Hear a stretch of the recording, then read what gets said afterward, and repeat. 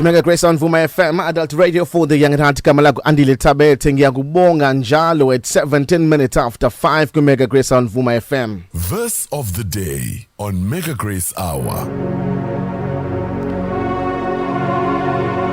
Our verse of the day is found in the book of Jeremiah 32 verse 27. Bheka nginguJehova uNkulunkulu wenyama yonke. Kukhona okungahlulayo na. Bheka nginguJehova uNkulunkulu wenyama yonke. Kukhona okungahlulayo na. Nankumbuzo namhlanje ekuseni. uNkulunkulu sikhumbuza ukuthi unguJehova uNkulunkulu wenyama yonke ekhona emhlabeni. Sethi kukhona okumehlulayo yini uJehova esimkhonzayo. Kukhona yini okumehlulayo loNkulunkulu odala umhlaba wadala nezulu. Kukhona yini okumehlulayo loNkulunkulu wakhuluma ngezwi kwadaleka konke kukhona esikubonayo nesingakuboniyo. Kukhona yini ongamehlula loNkulunkulu washo ngezwi wathi makube khona ilanga nenyanga nezinkanyezi zase zavela njengokusho kwezwi lakhe. Kukhona yini okumahlukanisa loNkulunkulu wahlukanisa ukukhanya wakubiza ngemini, wahlukanisa ubumnyama wakubiza ngobusuku, waba njengokusho eshilo namhlanje kusenjengoba ayeshilo. loNkulunkulu owenza izimanga ezingaka kukhona yini okumahlulayo? loNkulunkulu okwathi ngelinye ilanga abantwana bakwaIsrael bebhekene nolwandle olubomvu wanikeza uMoses amandla ukuthi ephakamisa induku kwavuleka ulwandle. uIsrael wahamba emhlabathini obomile. Kukhona yini okumahlulayo loNkulunkulu owondla uIsrael ehlane?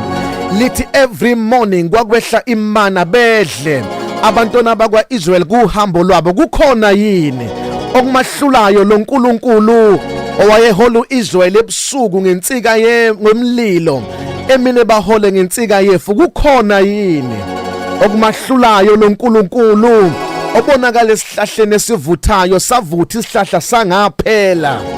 Kukhona yini okumahlulayo loNkulunkulu?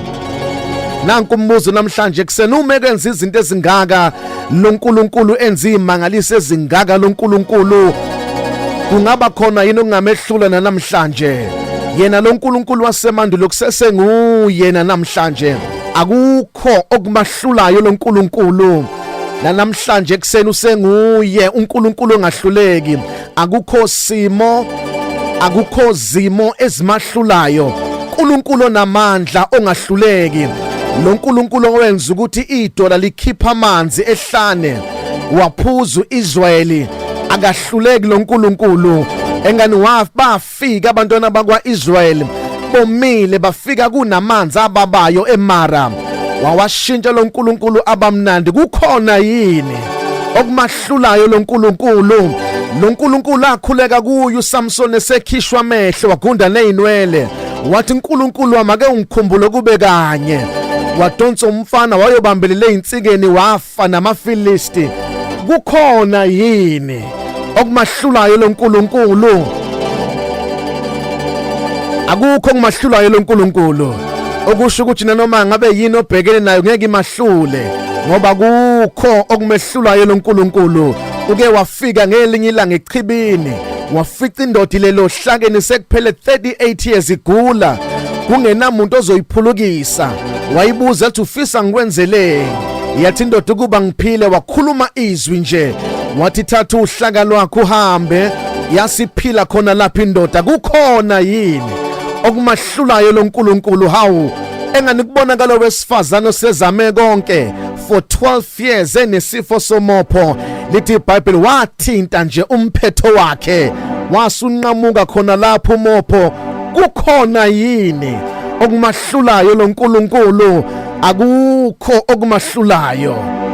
Engani loNkulunkulu ufice kunabantu belambile more than 5,000 men, kungabalwa besifazane nezingane.